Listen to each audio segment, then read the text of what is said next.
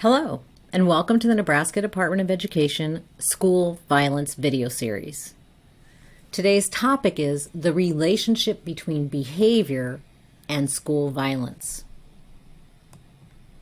There are 10 videos in the school violence video series. We encourage you to watch these videos as school teams in order. However, the videos may be watched by individuals as standalone videos. My name is Heather Robbins, and I'll be your host throughout this series. Our purpose today is to define aggression and violence, and then to describe the link between behavior and school and violence. According to the American Psychological Association, aggression is behavior that's intended to harm another person who does not want to be harmed, and it can be physical, verbal, or psychological. Violence is aggression with the goal of extreme harm, such as injury or death. Therefore, all violent acts are aggressive, but not all aggressive acts are violent. According to the CDC, physical aggression can be common among toddlers, and most children learn alternatives to problem solve and express emotions before starting school, thus resulting in a decrease in physical aggression. However, some continue to be aggressive, and if their behaviors are not addressed, their aggression can persist and increase. Past antisocial behavior predicts future antisocial behavior at school, according to the National Institutes of Justice. Aggressive behavior is a correlate or a predictor of violence. There are other predictors of violence according to the CDC. Some of those predictors include having poor impulsivity, having poor emotional control, having difficulty solving problems, bullying, isolation, and peer rejection are also predictors.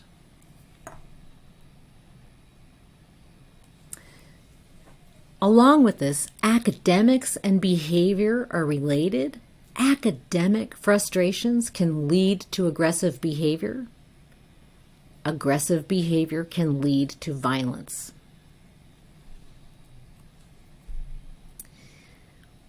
The school sets a standard. There's a moral climate at school.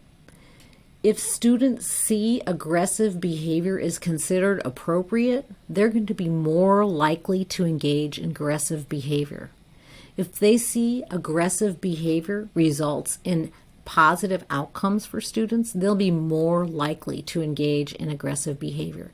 So it's important that the school set up a climate where aggressive behavior is addressed, that there's prevention strategies in place, and that there are intervention strategies in place so that youth perceive aggressive behavior as inappropriate. According to Eric Johnson, aggression occurs in a continuum. Aggression starts at a lower level, and then it moves to a more moderate level. So you see the aggression continuum increases in intensity and increases in the level of aggression. We want to know about and be aware of lower level aggression so we can intervene and prevent future aggression. Some of the strongest predictors of serious school violence, for example, bringing weapons to school, committing aggravated assault, robbery or battery, or perpetrating school shootings, are general offending, victimization, and gang violence, along with the perpetration of other forms of violence. A cautionary note, however, these are only predictors and do not mean that one will engage in serious school violence. There is no one factor in isolation that leads to the development of youth violence. And the presence of risk doesn't mean a young person will experience or engage in violence. However, there are predictors of which we can be aware, and we can put in place some strategies to prevent future harm. So here are a few questions for your school team to consider. How does your school define aggressive behavior? How does your school respond to aggressive behavior? What supports do you have in place for students who engage in aggressive behavior to teach them other ways to address their needs and wants?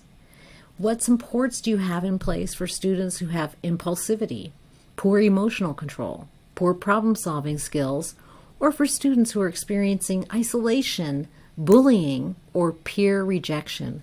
All of these things are predictors of aggression and can then in turn be predictors of school violence. These behaviors are important to monitor and to address. So we encourage you to take a few moments to pause the video and reflect on these 4 questions and then return.